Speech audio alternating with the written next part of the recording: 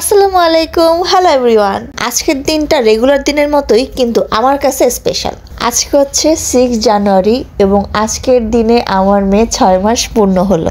ঠিক 2024 সালের জুলাইয়ের 6 তারিখ সে আমার কোল আলো করে আসে, আর আজ তার 6 মাস পূর্ণ হলো। যদিও এটা কোনো আহামরি ব্যাপার না, তাই না? কিন্তু আমার কাছে কেন যেন খুব বেশি স্পেশাল। এখন থেকে সে একটু একটু করে সলিড খাওয়া শুরু করবে, বিভিন্ন খাবারের টেস্ট পাবে। আর আমার কাছে মনে হয় 6 মাস পার হওয়া মানে সে অনেকটা বড় হয়ে গেছে এবং সে আস্তে আস্তে চোখের সামনে আরো বেশি বড় হয়ে যাচ্ছে। মাশাআল্লাহ, আলহামদুলিল্লাহ। সবাই দোয়া করবেন আমার মেয়ের জন্য। এটা ছিল ওদিন দুপুরের ভিডিও। তেমন কোনো প্ল্যান বা আয়োজন তেমন ছিল না, তো ভাবলাম যে কিছু টুকটাক করে নিজেদের মতো এনজয় করা যায়। তো আমি এখানে আসলে পুডিং বানাচ্ছিলাম। যদিও তাকে এখন চিনি বা লবণযুক্ত খাবার দিব না 1 বছরের আগে, তাও সামান্য একটু টেস্ট তো করানোই যায়। আর সত্যি বলতে উপলক্ষ তার হলেও খাবো তো আমরা। পুডিং বানানোর হয়তো অনেক প্রসেস আছে, বাট আমি একদম সিম্পল বানাই, বেশি একটা ঘাটিও করি না। যার দুধ, চিনি, ডিম দিয়ে আস্তে চুলায় ভাপে বসাই দিয়ে ব্যাস হয়ে যায়। এরপর দুপুরে একটু ঘুমাই আর সন্ধ্যা 7টার সময় উঠে যাই। আমার মেয়ে সারা রাত সারা সকাল সজাগ থাকে, সে ঘুমায় দুপুরবেলা আর ওঠে রাত্রবেলা। পুরো টাইমিং এলোমেলো আমাদের। কেউ যদি জানেন যে কিভাবে ও টাইমিংটা আমি সেট করব, তাহলে অবশ্যই আমাকে একটু জানাবেন। আর এই যে এদিকে আমি ফ্রাইড রাইস, ভেজিটেবল এগুলোর জন্য আগে থেকেই সবজি কেটে রেখেছি। অ্যান্ড এখানে একটু খিচুড়ি রান্না করব আজকে প্রথমবার বাবুর জন্য। মানে যার জন্য এত আয়োজন সে তো আর খেতে পারবে না, তো তার জন্য একটু খিচুড়ি রান্না করা যাক, দেখি খায় কিনা। এই দিনই তাকে ফার্স্ট আমি খিচুড়ি বা সলিড কিছু খেতে দিলাম। যেহেতু তার প্রথম দিন, তো বেশি কিছু ইউজ করব না। সামান্য একটু চাল, ডাল, ফ্রিজে একটু পালং শাক ছিল, তো 1-2টা পালং শাকের পাতা দিলাম, সামান্য একটু গাজর আর আলু, ব্যাস। রান্না যা শুরুই করতে যাচ্ছিলাম, তখনই একটা ফোন আসলো যে আমি যে কেকটা অর্ডার দিয়েছিলাম সেই কেকটা চলে আসছে, তো সেটাই নিচে আনতে গেলাম। কেকটা কোন পেজ থেকে আসছে, কেমন কেক, তা একটু পরেই দেখাচ্ছি। এরপরে বাসায় উঠি আর আমার হাজবেন্ড আমাকে বলে সে চিকেন মাঞ্চুরিয়ান খাবে। যেহেতু আমি এটা কখনোই রান্না করিনি, আমি জানিও না কিভাবে করে, তো মনের মাধুরী মিশিয়ে চিকেন মাঞ্চুরিয়ান বা চিলি চিকেন যেটাই বলেন একসাথে রান্না করে ফেলছি। যদি দুইটার একটাও না হয় তো কোনো একটা আইটেম হবে অন্তত। এরপর আমি একটা ফ্রাইং প্যানে ফ্রাইড রাইস করার জন্য যে সবজিগুলো কাটছিলাম ওগুলা সব হালকা করে ভেজে নিব। বেশি একটা ভাজবো না, জাস্ট একটু একটু, কারণ এখানে আমি যে কোনো সবজি নিছি কোনোটাই একদম বেশি ভাজার দরকার নেই, হালকা একটু ভাজা হলেই খেতে ভালো লাগবে। ফ্রাইড রাইসে যে কোনো সবজি আমরা ইউজ করতে পারি, তো আমার কাছে ছিল ক্যাপসিকাম, গাজর, মটরশুঁটি আর ছিল পেঁয়াজের কলি, তো এগুলো দিয়ে কিছুটা করে নিলাম। এরপর একটু ডিমও ঝুরা ঝুরা করে ভেজে নিলাম। যদিও আমার ইচ্ছা ছিল যে ডিমের যে লালাটা হয় বা লালি যেটাই আপনারা বলেন না কেন, সাদা অংশটা আলাদা করে ভাজার অ্যান্ড কুসুমটা আলাদা করে ভাজার, কিন্তু আমার অত সময় ছিল না। আমি খুব তাড়াহুড়ো করে কাজ করতেছিলাম যে আমার মেয়ে যদি একবার উঠে যায় তো আমার কোনো কাজই করা হবে না। তারপরে ভাবলাম যেটা তো আসলে টেস্টের কিছু যায় আসে না, এটা জাস্ট দেখার সৌন্দর্য, একটা দিলেই হলো। এরপর ফ্রাইড রাইসের জন্য রাইসটা প্রিপেয়ার করতেছিলাম। এখানে আসলে ফ্রাইড রাইসটা আহামরি কঠিন কিছুই আমার কাছে লাগে না। যদি সিম্পল করতে চান তাহলে এরকমই করা যায়, আর যদি মনে হয় যে এটার ভিতরে অনেক কিছু অ্যাড করতে হবে তাহলে বাবা রেস্টুরেন্টে যেয়ে খাওয়াই ভালো। তো এখানে রাইসের প্রস্তুতি নেওয়ার পাশাপাশি আমি কিন্তু পানি গরম দিয়ে এক সাইডে, যেহেতু চাইনিজ ভেজিটেবল করব, তো ওইটাও সেদ্ধ করে নিচ্ছিলাম। এখানে আমি এমন এমন সবজি দিছি যেগুলো আলাদা আলাদা করে আমার সেদ্ধ করার কিছুই নাই, একবারে সেদ্ধ করলেই হয়ে যাবে। আর এক সাইডে রাইসও দিয়ে দিয়েছি, এটা একটু হালকা ভাজা ভাজা করে নেব, তাহলে একটু ঝুরঝুরা হবে খেতে। এরপর পর্যাপ্ত পানি দিয়ে আমি ঢেকে দিব, এটা ভাপে ভাপেই পোলাওটা হতে থাকে। আমার পোলাওটা কিন্তু বেশ ঝরঝরা হয়। তো যাই হোক, আমি একটু ওলট পালট করে দেবো, এই পাশেরটা এই পাশে, এই পাশেরটা ওই পাশে, কারণ আমার ওই সাইডের চুলাটা একটু আস্তে জ্বলে আর এই সাইডেটা একটু জোরে, তো আমার সবজিতে একটু বেশি জাল লাগবে আর রাইসে কম লাগবে, তাই আমি ঘুরিয়ে দিয়েছি। তো এই যে আমার পোলাওটা কিন্তু একদম কমপ্লিট। এখন আমি এটার মানে সবজি দিয়ে মিক্সড করে নিব, ব্যাস একটু নাড়াচাড়া করে উঠিয়ে নিব, হয়ে গেল আমার ঘরোয়া ফ্রাইড রাইস। এটা বেশ ঝরঝরা এবং খেতেও খুব মজার ছিল। এটার ভিতরে কিন্তু আমরা চাইলে কুচি কুচি করে চিকেন ইউজ করতে পারি, কিন্তু আমি জিনিসটা সিম্পল রাখতে চাইছি, কারণ এখানে সব আইটেম যেমন ভেজিটেবল, তারপরে চিকেন মাঞ্চুরিয়ান, দুইটার ভিতরেই চিকেন যাবে, দেন গ্রিল চিকেন করব, তো বেশি চিকেন হয়ে যায়, তো এরকম সিম্পল রেখেছি। এরপর আমার ভেজিটেবলও সেদ্ধ হয়ে গেছে, তো এটাকে এখন রান্না করব। প্রথমে আমি একটু রসুন কুচি দিয়ে নিয়েছি, হালকা ভাজা ভাজা হয়ে আসলে এর ভিতরে আমি পেঁয়াজ দিয়ে দেবো। পেঁয়াজটা বেশি ভাজা ভাজা করব না, একটু সামান্য পানি দিয়ে দেবো। তারপরে আদা রসুন বাটা, তারপরে সামান্য একটু রোস্টের মশলা অ্যান্ড আদার্স যে মশলাগুলো বা চিনি লবণ যা যা লাগে ওগুলো দিব। তারপরে দেবো কুচানো রাখা মাংস। এখানে আমি সলিড মাংস প্লাস আমি হাত দিয়েও কুচি কুচি করে নিয়েছি, আমার জিনিসটা খেতে বেশ ভালো লাগে। তো ওটা মশলার সাথে ভালো করে ভুনে নেব। এর পাশাপাশি আমি আরেকটু চিকেন নিয়ে নিয়েছি এবং চিকেনের উপর একটু কর্নফ্লাওয়ার দিয়ে মাখিয়ে নিয়েছি। এটা আমি ফ্রাই করব। ফ্রাই করে এটাকে আমি চিকেন মাঞ্চুরিয়ান বলেন বা চিলি চিকেন বলেন বা যে কোনো একটা আইটেম বলেন ওটার সাথে অ্যাড করব। তো এখানে আমার কিন্তু ভেজিটেবলের মাংস ভুনাও হয়ে গেছে, মশলাও কষানো হয়ে গেছে। তো এখন আমি সেদ্ধ করা যে ভেজিটেবল আছে ওটা ঢেলে দিব। আমি আমার স্টাইলে ভেজিটেবল করছি, মানে এখানে অনেকে সয়া সস, এমনি টমেটো সস আরও অনেক কিছু ইউজ করে। এটা যার যার ব্যক্তিগত ব্যাপার, আমি একদম সম্পূর্ণ আমার রেসিপিতেই জিনিসটা তৈরি করছি। এরপরে দেখলাম আমার হাজব্যান্ড বাইরে থেকে এতগুলো খাবারের জিনিস নিয়ে আসছে। যেহেতু আমার বাবু নিয়ে রাত জাগতে হয়, আমার রাতে অনেক বেশি ক্ষুধা লাগে, তো সে বেকারি বিস্কুট নিয়ে আসছে। এখানে 2টা বিস্কুট আমার খুব ফেভারিট আনছে অ্যান্ড একটা টোস্ট আনছে। টোস্টটা বেশ মজার ছিল। আর আমি তাকে বলছিলাম বার্গারে রুটি আনার জন্য, কারণ আমি বার্গার বানাবো বাসায়। অ্যান্ড সব কিছু বুঝাইতে যায় দেখি যে সে আমার জন্য আরেকটা খাবার নিয়ে আসছে যেটা আমার খুব পছন্দের, সেটা হচ্ছে গিয়ে ছোট ফুচকা। সে বাসায় এসেই বলে তোমার জন্য একটা সারপ্রাইজ আছে, এবং সে আমাকে ছোট ফুচকাটা দিল।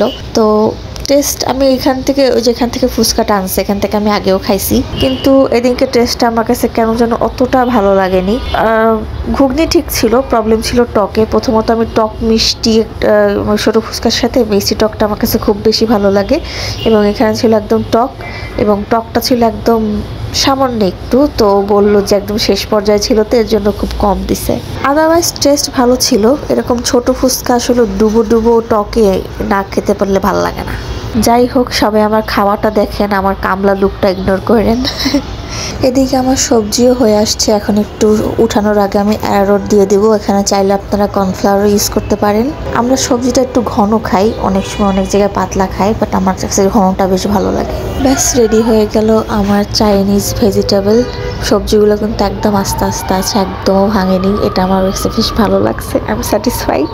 এরপর আমি একবার ভাবছিলাম যে কড়াইতেই সব খাবার থাক, খাবারের আগে আমরা একটু গরম করে খাবো। তারপরে মনে হলো না, আমার তো ছবি তুলতে হবে, ভিডিও করতে হবে, তো একটু সাজিয়ে গুছিয়ে নিই। তো সবগুলোই খাবার ফ্রাইড রাইস ভেজিটেবল এক এক করে রান্না করছি আর ডিশে রাখছি। এই যে ডিশগুলো দেখতে পাচ্ছেন, আমি এগুলোকে বলি জাতীয় ভাণ্ড, কারণ বেশিরভাগ ফ্যামিলিতেই এই সেটটা থাকবেই, সেম অ্যাজ এরকমই দেখতে।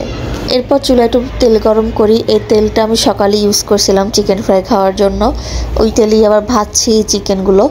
এখানে আসলে বললাম না যে চিকেন মাঞ্চুরিয়ান বা চিলি চিকেন বা যে কোনো একটা নাম দিয়ে এই আইটেমের, আমি নিজেও জানি না এই আইটেমের নাম কি, মন চাইলো আর বানাই দিলাম। তো আমি মাংসগুলো আগে ফ্রাই করে নিব। ফ্রাই হয়ে গেলে একটা কড়াইতে আমি আবার একটু সামান্য তেল নিয়ে নিব। এই ফাঁকে কিন্তু আমি সালাদও কেটে নিয়েছি। তারপরে কড়াইয়ের ভিতরে নিয়ে নেবো একটু রসুন কুচি, তারপরে দিয়ে দেবো পেঁয়াজ। এগুলো সামান্য হালকা ভাজা ভাজা হয়ে গেলে দিয়ে দেবো ক্যাপসিকাম, অ্যান্ড তারপর এগুলো সব কিছু মিলিয়ে ভাজা ভাজা হয়ে গেলে আবার দিয়ে দেবো চিকেনগুলো। এগুলো নিয়ে সব মানে একদম সিম্পল রেসিপি। দেন এখানে আমরা সস মেক করছিলাম, বিভিন্ন রকম সস দিয়ে একটা সস তৈরি করেছি। ওই সসটাই আবার এটার ভিতরে ঢেলে দিব। আর এই যে সসটা দেখতে পাচ্ছেন, এটা আমি বারবিকিউ চিকেনের সাথে খাবো তাই তৈরি করেছিলাম। এই সসটা না মারাত্মক হয়েছিল খেতে। তো এই যে এখানে কিন্তু আমার কথা বলতে বলতে একদম ready chicken manchurian, chilli chicken বা যে কোনো একটা কিছু। এরপর বারবিকিউ চিকেনের পালা। এটা আমি গতকাল মানে যেদিন রান্না করছি ওটার আগের দিনই আমি ম্যারিনেট করে রাখছিলাম। এটা একদম সিম্পল ঘরোয়া ভাবেই ফ্রাইং প্যানে মিডিয়াম আঁচে একটু উল্টে পাল্টে নিব, ব্যাস। এর পাশাপাশি আমি একটু ময়দা তৈরি করছিলাম চিকেন ফ্রাই করার জন্য, উপরে চিকেন ফ্রাই কোটিং করার জন্য এটা আমি তৈরি করেছিলাম।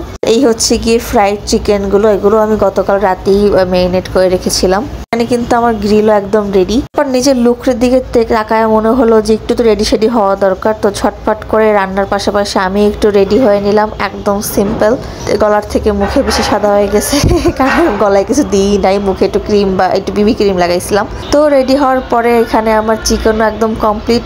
এখন আমি এটা একটুখানি সুন্দর করে মানে ডেকোরেশন করব। সুন্দর দেখানোটা মেইন, খাবার যায় যেমনই হোক খেতে, কিন্তু আলহামদুলিল্লাহ খাবারের টেস্ট অনেক ভালো ছিল। তো এখানে আমি চিকেন ফ্রাইটা করে নিচ্ছি। সিম্পল চিকেন ফ্রাই এরকমই করি, মানে আগে থেকে মাখায় রাখি বিভিন্ন মশলা দিয়ে, তারপর একটু ডিমে কোটিং করে একটু ময়দা দিয়ে এরকম টুকটাক হয়ে যায়, এবং এটা কিন্তু অনেক বেশি ক্রিস্পি হয় খেতে। এরপর আমি চলে গিয়েছিলাম বারান্দায় গাছে একটু পানি দিতে, কিন্তু গিয়ে দেখি যে এই ফুলগুলো পড়ে যাবে এরকম অবস্থা। তো ভাবলাম যে তাহলে তুলেই নিয়ে আসি। আমার ফুল যে কি পরিমাণ পছন্দ, এরপর সব রান্না বান্না শেষে বাবুর খিচুড়িটাও চড়াই দিলাম এন্ড বাবু ঘুম থেকে উঠে গেছে, তো এখন সুজি খাওয়াবো ওইটাই তৈরি করছিলাম। এন্ড সে ঘুম থেকে উঠে তার পাপা সোনার সাথে খেলা করছে। তো এবার আমি একটু কেকটা খুলে দেখছিলাম যে আসলে কেমন হয়েছে। কেকটা আনার পর থেকে এখন পর্যন্ত খোলা হয় নাই। কেকটি অর্ডার দিয়েছিলাম আফসানাস কেক পেস্ট্রিতে। আমি আমার মতোটা পিকচার তাকে সেন্ড করছিলাম, কিন্তু তার কাছে সেই আইটেমগুলো ছিল না।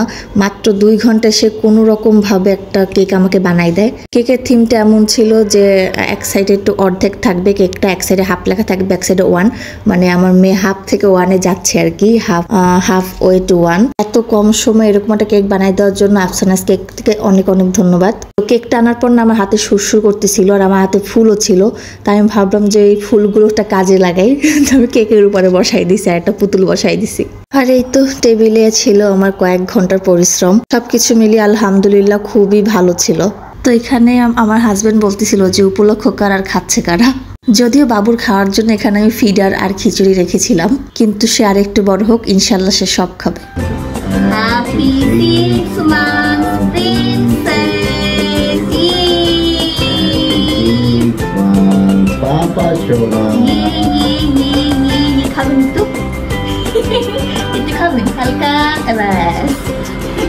কেকটা হালকা একটু তাকে টেস্ট করলাম এবং সে আমার মুখের দিকে তাকাই ছিল কি মায়া করে, মনে চাইছিল কেকটা ওরে খাওয়াই, কিন্তু বাচ্চা প্রথমবার কিছু খাচ্ছে তো পেট খারাপ হবে দেখে দেই নাই। এরকম আয়োজনে না ফ্যামিলি নিয়ে কাটাতে খুব বেশি ভালো লাগে, কিন্তু আমাদের ফ্যামিলি দুজনের ফ্যামিলি অনেক দূরে দূরে, একটা বরিশাল একজন খুলনা। তো নিজেদের ভিতরেই মানে আমরা দুজনই সবসময় যে কোনো অকেশন করি। তো এই ছিল ছোটর ভিতরে আমার মেয়ের 6 মাস পূর্ণ হওয়ার ছোট্ট একটি ব্লগ। আসলে ব্লগ একটা বাহানা, আমি জাস্ট টুকটুক করে সবকিছু ভিডিও করে রেখে দিচ্ছি যেন ও বড় হলে ভিডিওগুলো দেখতে পারে। আমাদের ছোটবেলায় অনেক মোমেন্ট হয়েছে, কিন্তু তখন ফোন তেমন ছিল না, দেন ক্যামেরা ছিল, তাও আবার রিল লালা। তো তেমন কোনো মানে আমাদের কোনো মুহূর্তই নাই যেগুলো আমি এখন ফিল করি যে থাকলে আমি দেখতাম যে আমি ছোটবেলায় কি করছি। এইটা যেন ও আফসোস না করে যে ও ছোটবেলায় কি করছে, ওগুলো আমি একদম ছোট থেকে ছোট অনেক কিছু ওর আমি ক্যাপচার করে রেখে দিই। ও বড় হলে দেখবে, ওর ভালো লাগবে, ও বুঝতে পারবে যে ছোটবেলায় কি করতো এবং আমার কতটা জ্বালাইতো। তো আজ এই পর্যন্তই। সবাই ভালো থাকবেন, সুস্থ থাকবেন, আমার মেয়ের জন্য অনেক অনেক দোয়া করবেন, আমাদের এই ছোট্ট পরিবারের জন্য অনেক অনেক দোয়া করবেন। Stay tuned and thanks for watching.